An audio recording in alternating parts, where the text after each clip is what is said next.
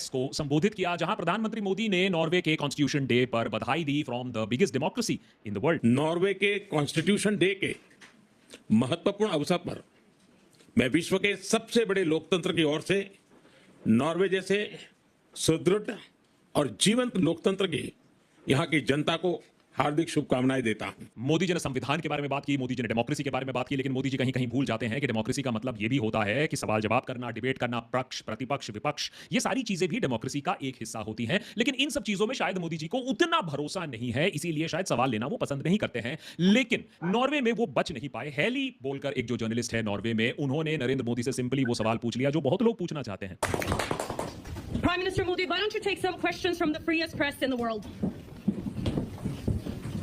Heli ने सिर्फ सवाल ही नहीं पूछा, वो एक्चुअली एग्रेसिवली नरेंद्र मोदी के पीछे पीछे लिफ्ट तक भी जाने की कोशिश करती हैं, पूछने की कोशिश करती हैं कि आप प्रेस का जवाब क्यों नहीं देना चाहते हो। अब हेली को क्या मालूम था कि सुप्रीम लीडर से सवाल जवाब करने की कोशिश करना भी कितना घातक साबित हो सकता है। अगले कुछ घंटों में हेली को अच्छी तरीके से समझ में आ गया the power of the IT cell, जिन्होंने उनके फोन नंबर से लेकर पर्सनल डिटेल से लेकर उन्हें स्पाई तक घोषित कर दिया। यहां बड़े बड़े आईटी सेलुला उनके पीछे पड़ गए, यहां तक कि मोहनदास स्पाई भी कहने लगे कि ये जॉर्ज सोरोस की एजेंट है, ये साजिश है, हमारे देश को नीचा दिखाने के लिए, हमें एम्बैरेस करने के लिए इसे प्लांट किया गया है।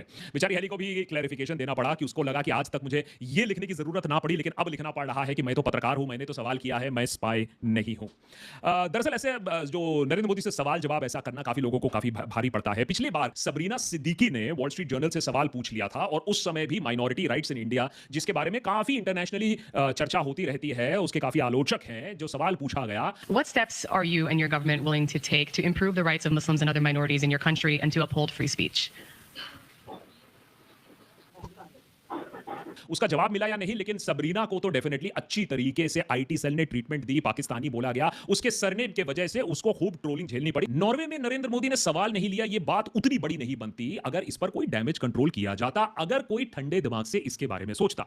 जो डिप्लोमेटिक सर्कल्स में अगर आप बात करो तो इसको डील करने का एक बहुत सिंपल सा सोल्यूशन था। नरेंद्र मोदी एक्चुअली एक प्लस पॉइंट स्कोर कर सकते थे। सोचिए कि इस इंसिडेंट के बाद नरेंद्र मोदी इस जर्नलिस्ट को बुलाकर एक इंटरव्यू दे देते 10 मिनट का, तो सोचिए उनका कद इंटरनेशनली कितना बढ़ जाता, और पूरे लोगों के मुंह बंद हो जाते कि नरेंद्र मोदी सवालों का जवाब नहीं ले सकते हैं, टेलीप्रॉम्प्टर के बिना बात नहीं कर सकते हैं। तो ये एक एक्चुअली मास्टर स्ट्रोक हो सकता था और काफी मुंह बंद हो सकते थे। चलिए, आपने जर्नलिस्ट को इंटरव्यू देने से मना कर दिया, सवाल जवाब करने से मना कर दिया।